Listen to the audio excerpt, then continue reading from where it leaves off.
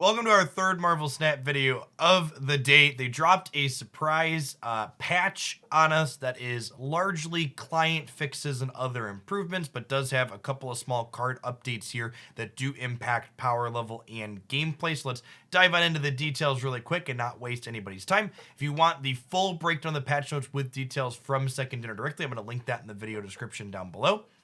So two cards are getting functional changes here that make both of them stronger. So Wolfsbane as well as Dagger will now count unrevealed cards when determining their power gain. For Wolfsbane, this means if you play a bunch of cards out of your hand in a single turn, even if Wolfsbane is the first of those cards that you play at its location, it's still going to count the ones that you play after it.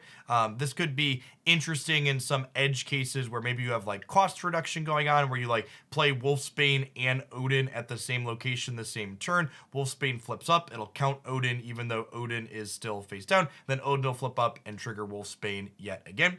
In the case of Dagger, this is a strict upgrade. Dagger, when it moves, it gets +2 for each opposing card at its location. I don't know that this necessarily pushes the movement deck into being playable in Pool 3, but it's definitely a strict upgrade.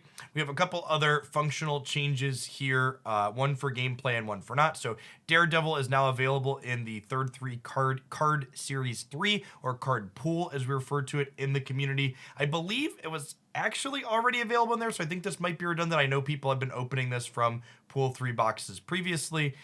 Nick Fury is now available in the random pool, such as things like X-Mansion Agent 13. It hadn't been there prior. Noteworthy as well that Nick Fury will be entering the general card pool when the season pass rolls over this Monday evening at 8 p.m. PT. So the season pass cards enter the general card pool for everybody to get them that didn't purchase the season pass from that month. The pass after theirs ends. So that means Miles Morales, for example, will enter that Pool 3 general card pool when the November season pass is over in about 4 weeks.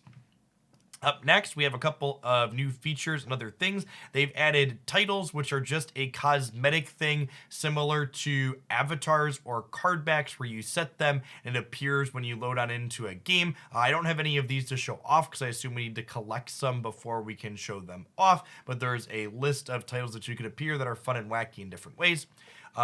Character logos have been added to avatars in the selection screen menu. Most notably here, this is one that's going to impact some people's behavior. Boosters earned after a match now favor cards with less than 20 boosters owned. So previously, boosters favored cards that had a white or green border on them, which encouraged people, if they wanted to infinite split a particular card, to leave that card sitting at that white or green background. Now, if you're trying to focus boosters into a particular card, you're going to want to spend down as much as you can regardless of rarity, because it's going to be more likely to hit if it's under that 20 booster mark.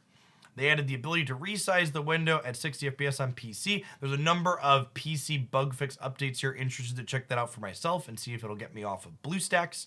A lot of art and visual effect upgrades. So foil and prism card mods have been improved and they look much better. I'm going to have an example of that here in a second.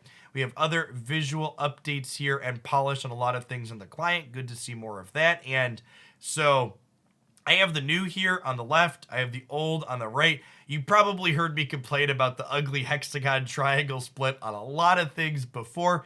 It actually looks really good now. And more importantly, too, is not only does the actual effect look nicer here, but you can actually see the background through these splits a lot more. So that's a big thing that they cleaned up, not only on this hexagon triangle split, but also on the general rainbow and gold background. The actual background art in the card is a lot more cleanly visible through the effects, which is a huge upgrade for these cosmetics.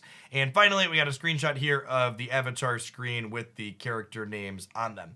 That's it. So nothing major, mostly bug fixes and polish. I assume this is also doing some back-end stuff to prepare us for the new season rollover. Monday, 8 p.m. Pacific, we're going to have this ranked season and season pass end. So if you want your Miles Morales, make sure you pick it up before then. If you're dragging your feet on buying that season pass, seeing how long you can play through it, you're going to do that before 8 p.m. The next pass will start right at 8 p.m. Pacific on Monday night. We'll get a new card, rumored to be Black Panther, with a Wakanda themed season with the new movie coming out. We'll know for sure Monday night. Thanks as always for watching. Remember, if you enjoyed my breakdown, tap that like button, leave a comment down below letting me know what you enjoyed from this patch. If you're new to the channel, make sure you subscribe. We get game news updates, deck highlights, and all sorts of other Marvel Snap goodies here 7 days a week. I hope to see you back again real soon. Enjoy your evening, folks.